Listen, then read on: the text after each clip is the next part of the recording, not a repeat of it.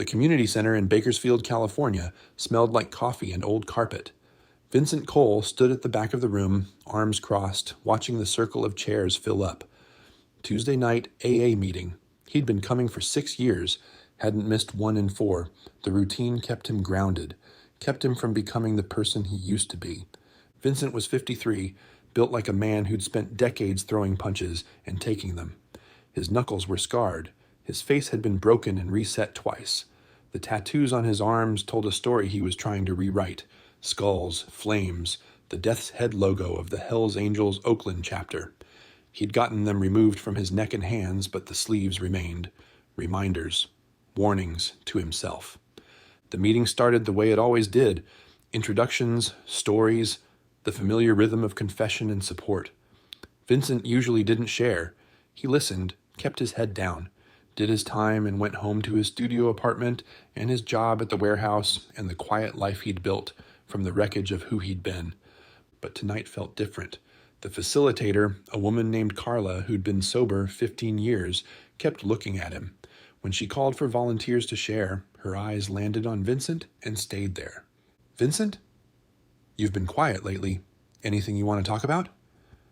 Vincent shifted in his chair. 20 faces turned toward him. Most he recognized, some were new. One caught his attention, a young man, maybe 25, sitting in the second row. Dark hair, sharp features, eyes that seemed to be looking through Vincent rather than at him. I'm good, Vincent said, just listening tonight. Carla nodded but didn't push.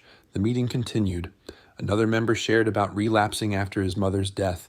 Another talked about rebuilding trust with her children. The usual pain, the usual hope, the usual desperate grab at staying clean one more day. When the meeting ended, people clustered in small groups, drinking bad coffee and talking in low voices. Vincent headed for the door, eager to get home. He was halfway there when someone called his name. Vincent Cole? He turned. The young man from the second row stood behind him, hands in his pockets, face carefully neutral. Yeah? My name is Daniel Wright. My father was Thomas Wright. The name hit Vincent like a fist. Thomas Wright. The bar fight in Oakland 15 years ago. Vincent had been drunk, high, angry about something he couldn't even remember now. Thomas Wright had been in the wrong place, said the wrong thing, looked at Vincent the wrong way. The fight had lasted 30 seconds. Thomas Wright had spent 3 weeks in the hospital, and the rest of his life with a limp and chronic pain. Vincent's mouth went dry. I remember. I know you do, Daniel said. His voice was steady, but his jaw was tight. You went to prison for it. 18 months for aggravated assault. 21 months. Got out early for good behavior. Vincent's voice was flat. He'd learned not to make excuses. I'm sorry about your father. What I did was...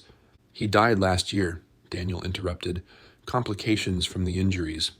The doctors said the trauma to his spine never healed right. He was in pain every day for 15 years. Then one day, his heart just gave out. Vincent felt something cold settle in his chest. He'd known he'd hurt Thomas Wright badly.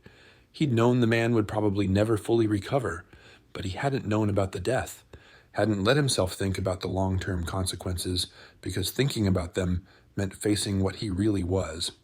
I didn't know, Vincent said quietly. I'm sorry. That's not enough. I know it's not, but I'm sorry. Daniel stared at him for a long moment. Why are you here? At this meeting. Because I'm an alcoholic and an addict. Because I need to stay sober, or I'll become the person I was when I hurt your father. And that person was a monster, Vincent said without hesitation. A violent, selfish, angry monster who hurt people because it made him feel powerful. Daniel's expression didn't change. My father used to tell me about you. After he got out of the hospital, he said you were like a machine. No emotion, no hesitation, just violence. He had nightmares about you until the day he died. Vincent absorbed that, let it hurt, didn't look away. He had a right to those nightmares. I gave them to him. Why'd you do it? What did he do to deserve that? Nothing, Vincent said. He didn't do anything. I was drunk and high and looking for someone to hurt. He was there. That's all. There was no reason, no justification, just me being what I was. Daniel's hands clenched in his pockets. I came here tonight because I found out you attend these meetings.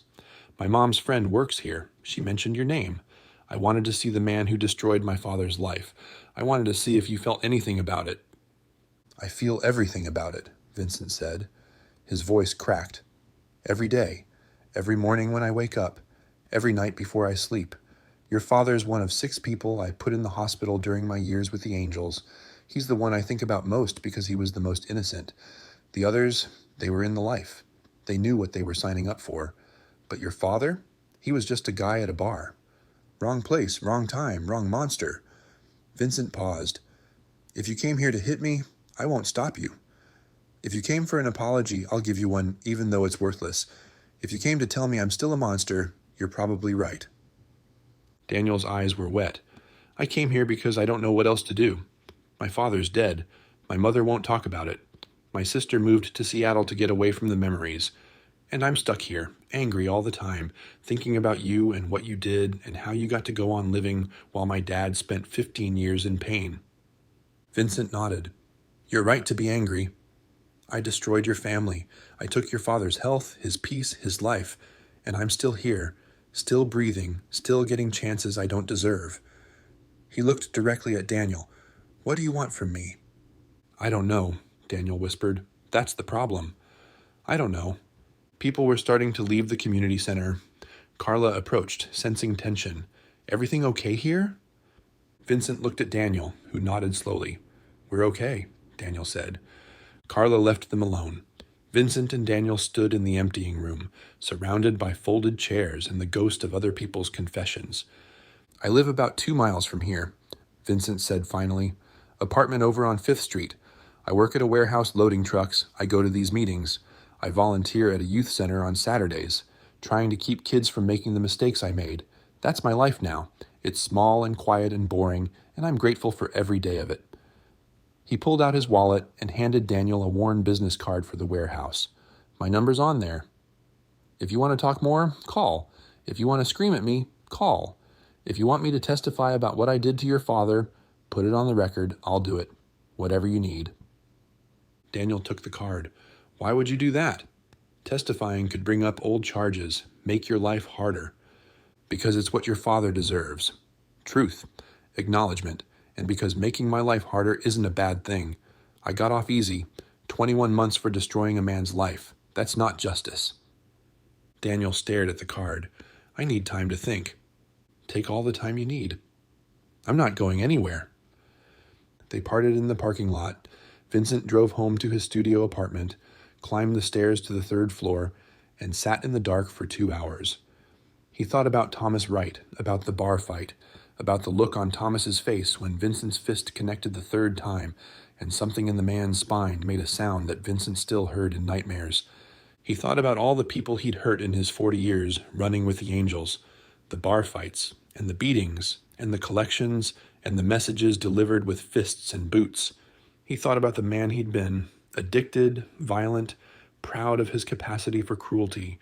He thought about the man he was now, sober, quiet, desperately trying to add something good to a world he'd spent decades making worse. It wasn't enough. It would never be enough. But it was all he had. His phone rang at 6 in the morning. Unknown number. Vincent answered, his voice rough with sleep. "It's Daniel Wright. Can we meet? Today?" They met at a diner on California Avenue. Daniel was already there when Vincent arrived, sitting in a booth near the back, nursing black coffee. Vincent slid into the opposite seat and ordered the same. "I didn't sleep last night," Daniel said without preamble. "Kept thinking about what you said. About being a monster. About not having a reason." "I meant it." "I know. That's what kept me up." Daniel wrapped his hands around his mug. "I wanted you to be defiant. To make excuses. To be the monster I've been carrying around in my head for 15 years. But you're not. You're just a guy. A guy who did terrible things and is trying not to be terrible anymore." Vincent didn't respond, just waited. "My father never knew you got sober," Daniel continued. "Never knew you went to meetings or tried to change. He died thinking you were still out there, still hurting people, still proud of what you did. I'm not proud, but I understand why he'd think that. I gave him no reason to believe otherwise."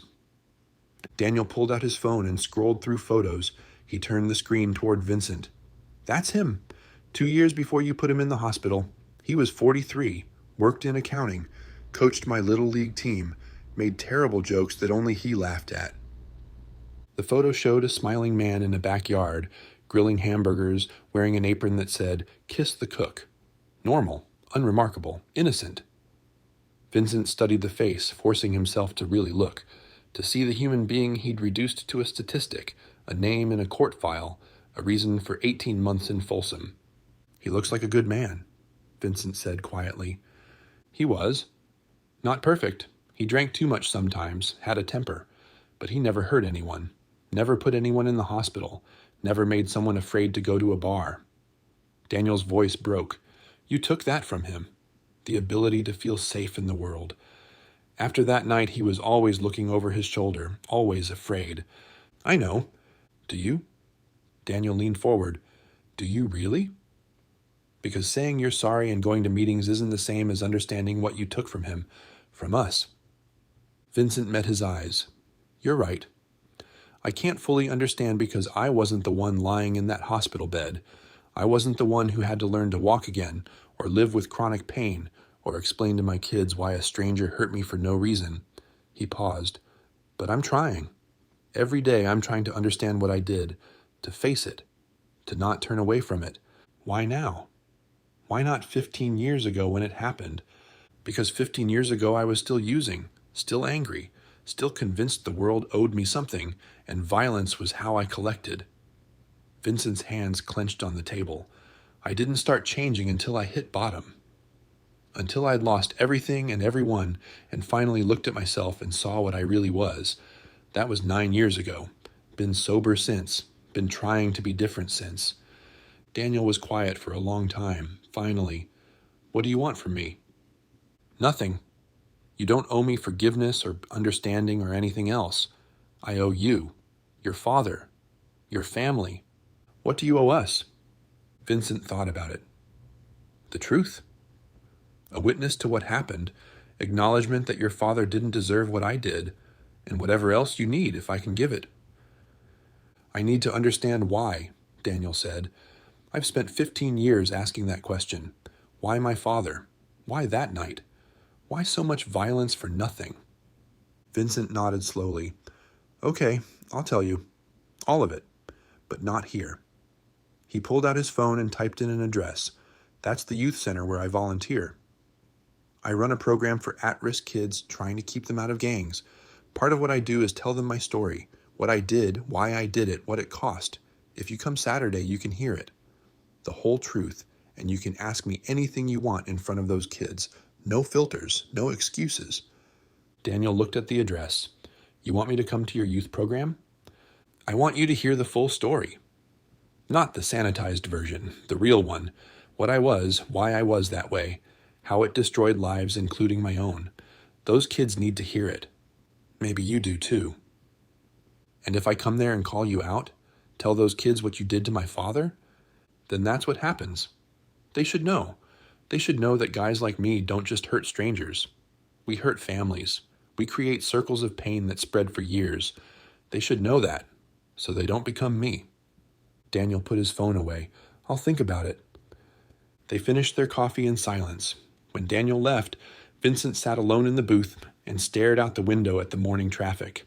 He'd spent 9 years trying to make amends for a lifetime of violence. He'd apologized to everyone he could find. He'd testified against his old club members when they were arrested.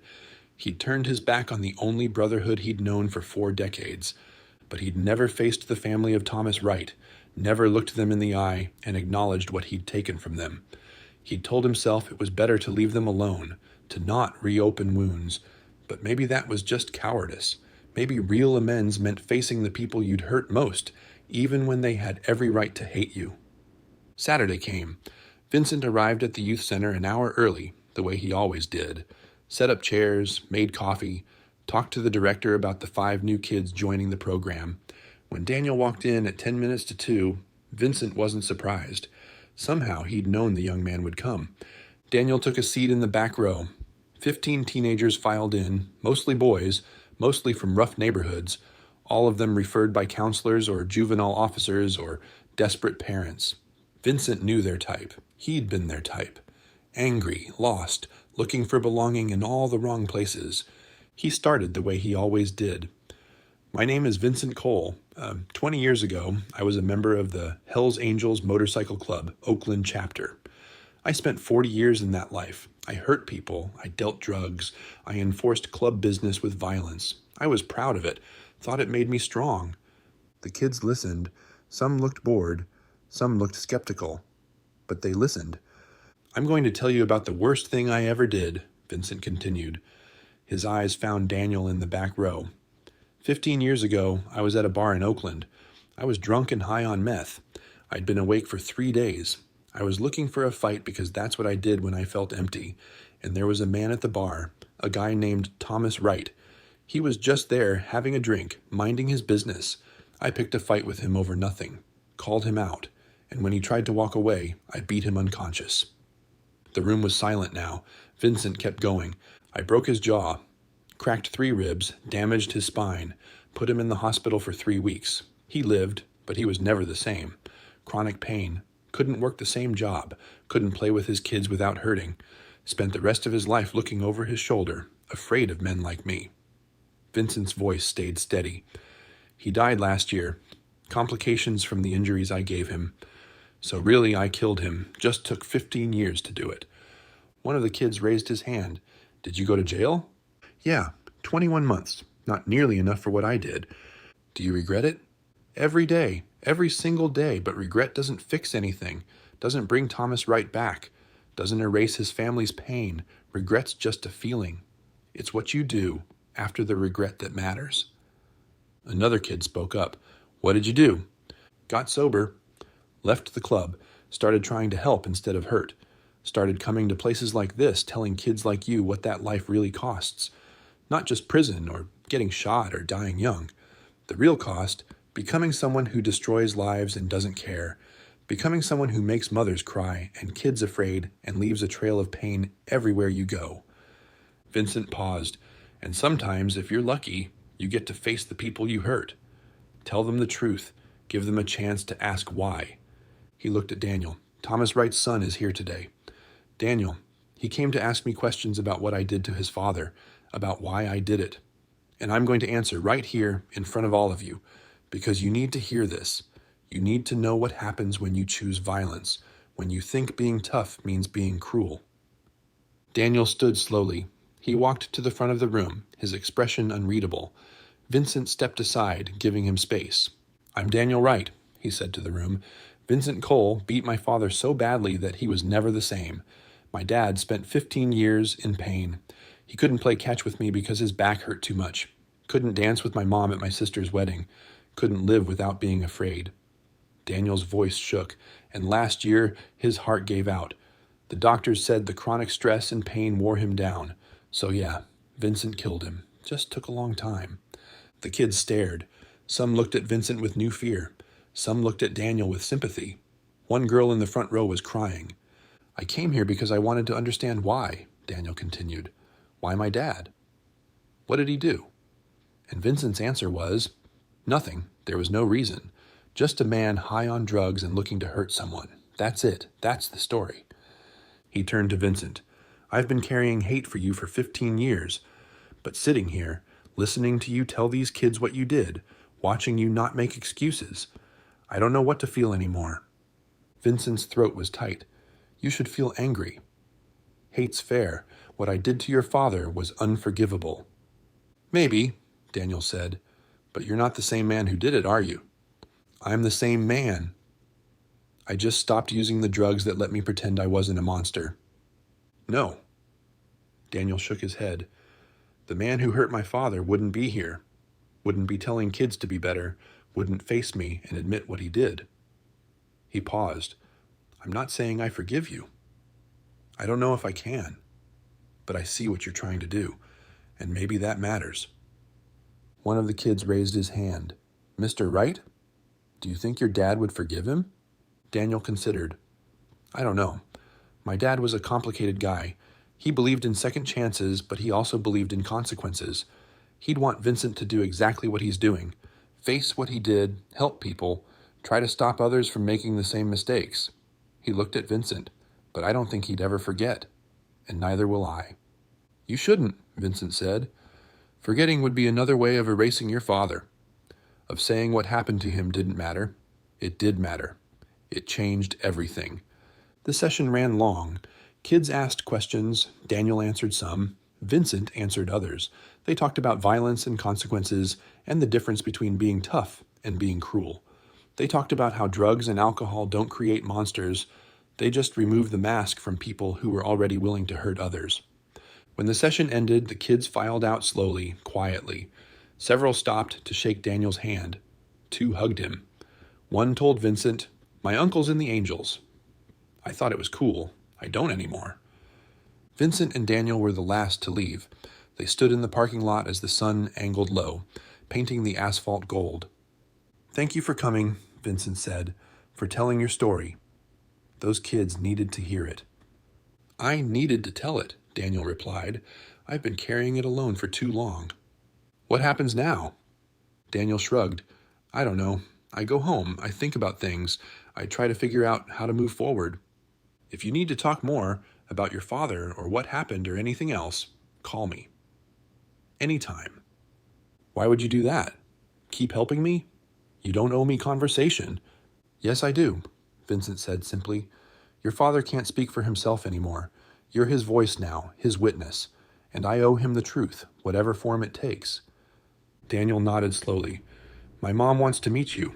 When I told her I found you, she asked if you'd be willing to talk to her." Vincent's breath caught. "She wants to meet me?"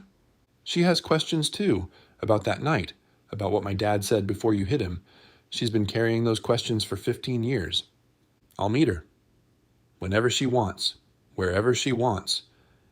Even though she might scream at you? Hit you? Tell you she wishes you were dead?" "Especially then," Vincent said. "That's what I owe her. A safe place to be angry." Daniel studied him. "You really have changed, haven't you?" "I stopped being the person I was. Whether that's change or just basic human decency, I don't know. But I'm not going back. I can't. The man I was killed your father and probably drove other people to early graves. I won't be him again." They exchanged phone numbers, made plans for Vincent to meet Daniel's mother, agreed that Daniel would come back to the youth center, maybe talk to the kids again, share more of his father's story. As Daniel drove away, Vincent stood in the parking lot and thought about Thomas Wright, about a man who'd gone to a bar for a drink and ended up spending 15 years in pain because a monster had decided he needed to hurt someone, about a family destroyed by 30 seconds of violence, about a debt that could never be repaid. Vincent pulled out his phone and looked at the photo Daniel had shown him days ago. Thomas Wright grilling hamburgers, smiling, alive, before. "I'm sorry," Vincent whispered to the photo. "I'm so goddamn sorry." The apology didn't change anything, didn't bring Thomas back, didn't erase the pain, but Vincent said it anyway, because saying it was the least he could do. The very, very least. He drove home as the sun set, painting Bakersfield in shades of orange and red. He'd faced the son of a man he'd killed. He'd told the truth. He'd offered what little he could to a family he'd destroyed. It wasn't enough. It would never be enough. But maybe, just maybe, it was something. Maybe facing what you'd done, without excuses or justification, was the first step toward something that looked like redemption, not forgiveness. Vincent didn't expect that, didn't deserve it. But acknowledgement, witness, the simple act of standing in front of your victims and saying, "I did this, I destroyed this, I'm sorry." At his apartment, Vincent sat at his kitchen table and wrote a letter to Thomas Wright. A letter that would never be read, addressed to a man who was gone. He wrote about the bar fight, about what Thomas had actually said. "Excuse me, could I squeeze past?" Just that. Polite words from a man trying to leave before violence found him. But violence had found him anyway, in the form of Vincent Cole, drunk and high and empty. Vincent wrote it all down, every detail he could remember, the sound of Thomas's jaw breaking, the way he'd crumpled, the blood on the bar floor, the people screaming, the way Vincent had felt nothing in the moment, just cold satisfaction that he'd won. He wrote about the arrest, the trial, the 21 months in Folsom where he'd finally started to get clean and see what he'd become. He wrote about the 9 years since, trying to be different, trying to help, trying to atone for the unatonable. When he finished, he folded the letter and put it in an envelope. He'd give it to Daniel, let him decide if his mother wanted to read it. Truth, unfiltered. That's what he owed the Wright family. Not comfort, not redemption, just truth. His phone rang. Daniel. My mom wants to meet Tuesday, 6 o'clock, at my dad's grave. Vincent's chest tightened. I'll be there. She wants to know if you'll say something. At the grave. An apology or an acknowledgement or whatever you need to say. I will. Tell her I'll say whatever she needs to hear. Tuesday came cold and clear. The cemetery was on the east side of Bakersfield, rows of headstones stretching across grass that was too green, too perfect. Vincent found Daniel and his mother standing beside a simple granite marker, Thomas Michael Wright, beloved husband and father. Daniel's mother was small, in her early 60s, with gray hair and her son's sharp features. She looked at Vincent with eyes that held 15 years of pain and anger and exhaustion. Mrs. Wright, Vincent said quietly, thank you for agreeing to meet me. She didn't offer her hand, just nodded. I'm Lisa. And I didn't agree to anything. Daniel set this up. I came because I have questions. I'll answer anything you want to know. Why? Vincent understood she wasn't asking why he'd hurt Thomas. She was asking why he was here now, why he'd changed, why he cared. Because I killed your husband, Vincent said simply. Not all at once, but I started the process. And I can't fix that or take it back. But I can face you. I can tell you the truth. I can try to help you understand what happened, even though understanding doesn't make it hurt less. Lisa's eyes filled with tears. He had nightmares about you. Until the day he died, woke up screaming sometimes, reliving that night. Do you have any idea what that's like? Watching someone you love be terrorized by a memory? No, ma'am. I don't. I can't imagine that pain. He was a good man. Not perfect, but good. And you took his peace, his health, his life. Her voice broke. Why? What did he do? He asked if he could squeeze past me at the bar. Polite. Normal, that's all. I picked a fight because I was high and angry and looking for someone to hurt. He tried to walk away. I didn't let him. Vincent's hands clenched. There's no reason that makes sense. No justification. Just me being a monster. Are you still a monster? Vincent thought about it. I don't know. I'm sober. I don't hurt people anymore. I try to help, but I'll always be the man who did that to Thomas. That doesn't go away just because I stopped using drugs. Lisa looked at her husband's grave. Tommy used to say people could change, used to believe in redemption. I never knew if I agreed with him. She turned back to Vincent. Do you believe you can be redeemed? No, Vincent said honestly. I don't think what I did can be redeemed, but I think I can stop doing more harm. I think I can help other people not become what I was. That's not redemption. It's just less destruction. Daniel says you volunteer with kids. Yes, ma'am. At-risk youth. I tell them my story, show them what that life costs. Does it work? Sometimes. I get letters from kids years later telling me they chose different paths. That's something. Not enough, but something. Lisa was quiet for a long time. Then, Tommy never knew you changed. He died thinking you were still out there, still hurting people. I wish he'd known. I think it would have helped him. I wish I'd changed sooner, before I hurt him, before I destroyed your family. You can't change the past. No, ma'am, but I can own it. I can stand here and tell you I did it. It was wrong, and I'm sorry. I can answer your questions. I can be a witness to your pain instead of running from it. Lisa stepped closer to Thomas's grave and traced her fingers over his name. I loved him for 41 years. We met in high school. He proposed on a beach in Santa Cruz. We had 2 kids and a mortgage and fights about whose turn it was to take out the trash. Normal life. Then you took it away in 30 seconds. Yes, ma'am. I did. She turned to face him fully. Do you think about him? Every day. Good. Lisa's voice was hard. You should. You should carry him with you every day for the rest of your life. You should remember that you killed a man who coached Little League and told bad jokes and loved his wife and kids. You should never forget what you took from us. I won't, Vincent said. I promise you, I won't forget." They stood in silence for a moment. Then Lisa said, "Daniel told me you wrote a letter about that night. Can I see it?" Vincent pulled the envelope from his jacket and handed it to her. Lisa opened it and read slowly, her face cycling through pain and anger and grief. When she finished, she folded it carefully and held it against her chest. "Thank you for not lying," she said quietly, "for not making it noble or justified, for just telling the truth. It's the least I can do. It's not enough, I know, but it's something." Lisa looked at Daniel, then back at Vincent. "I can't forgive you. I don't know if I ever will, but I see what you're trying to do. And I think Tommy would want me to acknowledge that." She paused. "He believed in second chances, even after what you did to him, so I'm going to believe in them too. Not for your sake, for his." Vincent's eyes stung. "I don't deserve your consideration, Mrs. Wright." "No, you don't. But my husband was a better person than I am, and I'm trying to honor him by being more like him." She looked at the grave. "He'd want me to let go of the hate. It's been poisoning me for 15 years, so I'm letting it go. Not forgetting, not forgiving, just releasing it." Daniel put his arm around his mother. "Mom, are you sure?" "No," Lisa said, "but I'm tired of being angry.